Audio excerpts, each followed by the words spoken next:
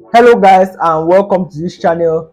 So guys, here in this video we are going to continue from the last topic we started. That's in the previous video directly before this one, where we're trying to define what branding is. And when talking about branding, or when trying to define what branding is, we have to talk about your values and what you stand for. That's part of branding. What are your values and what do you stand for? So that's what we're going to be talking about in this video. So guys, as someone who is starting an organization, or as someone who has an organization, what are the kind of things you stand for generally? That's even considering your personal life.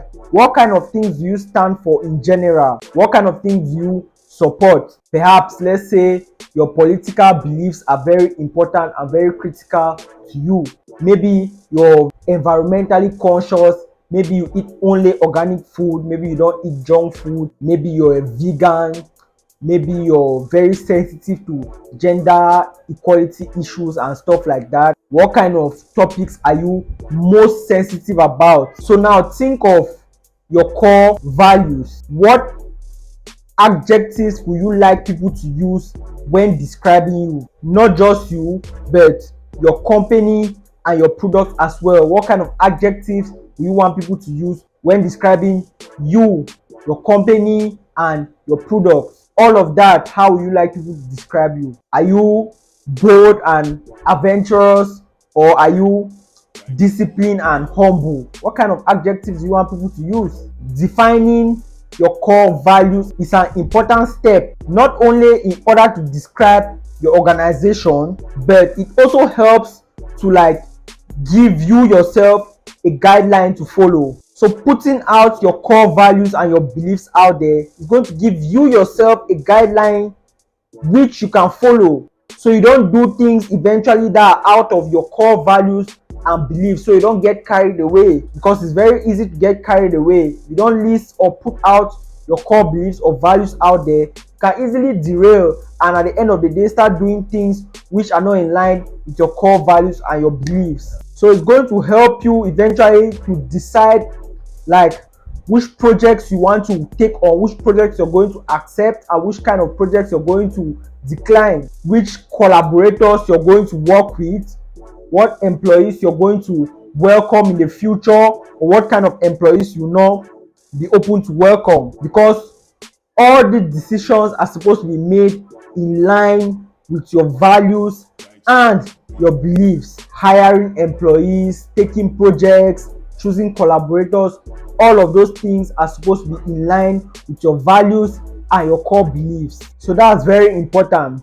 So I'm going to give you an example now of the core beliefs of a particular company. So the name of the company I'm going to use as an example is this company called Zappos. That's an online popular, or let me say prominent, online shoe retailer, Zappos. So here are the core values. I'm going to list them out and I'm going to be reading from my notes.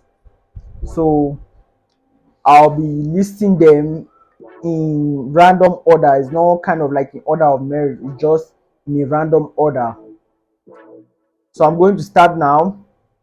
Deliver wow through service. So these are the list of values. These are the values I'm listing down right now. Deliver wow through service. Embrace and drive change. Create fun and a little weirdness. Be adventurous, creative and open-minded. Pursue growth and learning. Build open and honest relationship with communication. That's build open and honest relationships with communication. Next, build a positive team and family spirit. Next, do more with less. Next, be passionate and determined. Next, be humble. So these are their list of values. So these are the list of values from the Zappos company. These are their list of values I've just given you guys right now. So guys, your core values eventually becomes your company's culture code.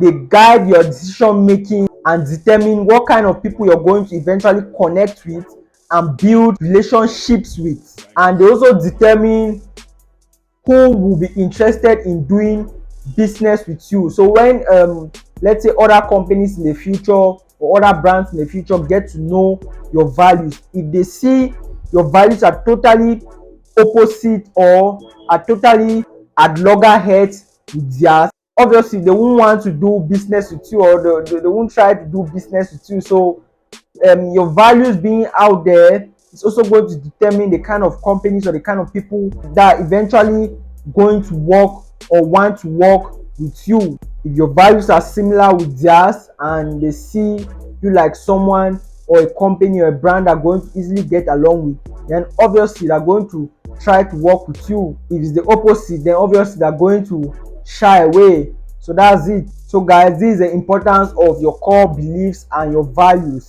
And I think we have come to the end of this video. So stay tuned to my next video and take very good care of yourselves. See you in the next video.